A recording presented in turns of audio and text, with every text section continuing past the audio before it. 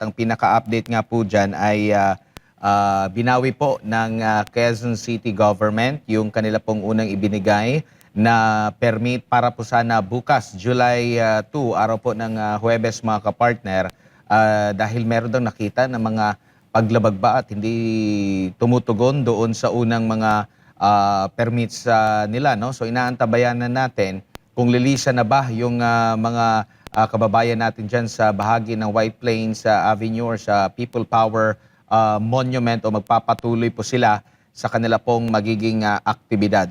Samantala, ay alamin naman natin yung pinakaling sitwasyon o kasalukuyang sitwasyon po dyan sa EDSA People Power Monument. Nasa linya po ng ating komunikasyon si Jason Rubrico. Jason, magandang gabi.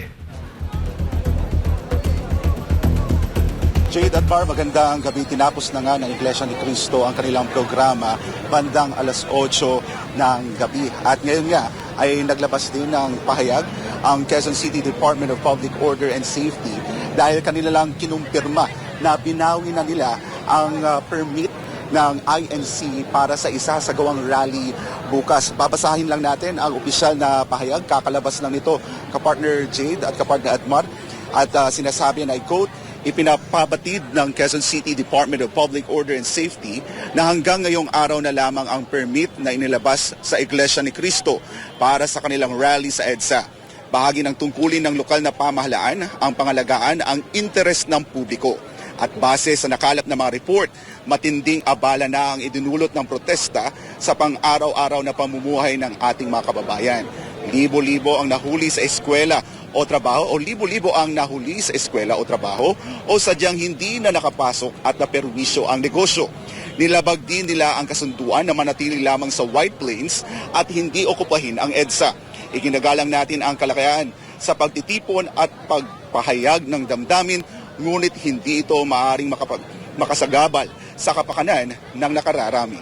At yun nga kapartner Jade Admar, ang opisyal na pahayag ng Quezon City Department of Public Order and Safety, meaning kapartner Admar Jade, hindi na pwedeng ipagpatuloy ng INC ang kanilang rally, kilos protesta dito sa EDSA People Power Monument. At kanina nga inanunsyo ng isa sa kanilang mga leader na ipagpapatuloy nila ang kanilang kilos protesta doon naman sa liwasang Bonifacio sa Maynila. At yan muna ang latest update, kapartner Jade, kapartner Admar.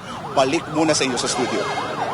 Yan po mga kapartner, ang live update ni partner Jason Rubrico live mula dyan sa EDSA People Power Monument kung saan ay kinumpirma nga na wala nang mangyayaring rally bukas kasunod ng pagbawi po ng Quezon City Government ng permit, no, na una na nilang inilabas. Binasa pa nga natin kanina yung mga magiging patakaran dahil nga sa nakikita nilang mga paglabag at lilipat na sila doon mismo sa public park po, no? So mas ano na doon, mas free na yung mga rallyista na magsagawa po ng kilos protesta. Wala nang needed na permits kundi tayo nagkakamali doon sa bahagi ng liwasang Bonifacio.